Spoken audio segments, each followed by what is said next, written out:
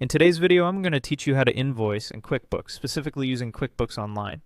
Whether you're a seasoned business owner or just getting started, creating an invoice is an essential part of managing your finances, and QuickBooks makes it quite straightforward.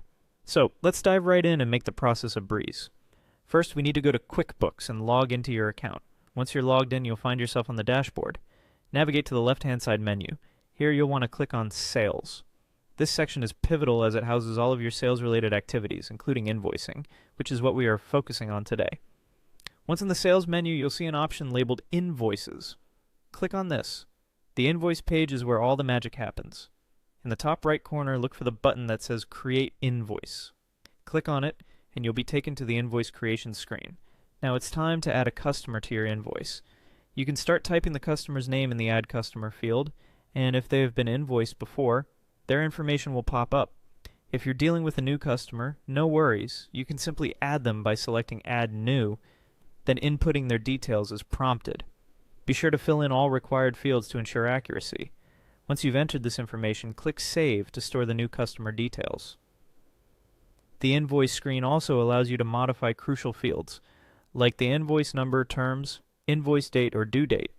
These are especially important for keeping your records organized and clear for both you and your clients. Next, you'll need to add the products or services you're billing your customer for.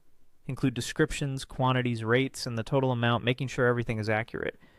This helps in avoiding any future discrepancies or misunderstandings. You can enhance your invoice by adding additional details, notes, or hidden notes if necessary.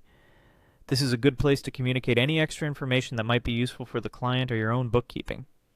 Remember to set up sales tax, if applicable, ensuring that your financials remain compliant with tax regulations. You also have the ability to edit the totals if needed. Once you've reviewed all the details and everything looks good, you can choose to click on Review and Send, or simply save the invoice. If you need a hard copy or would like to keep it on file, you'll find options to print or download the invoice. Keeping a personal copy is recommended for thorough record keeping.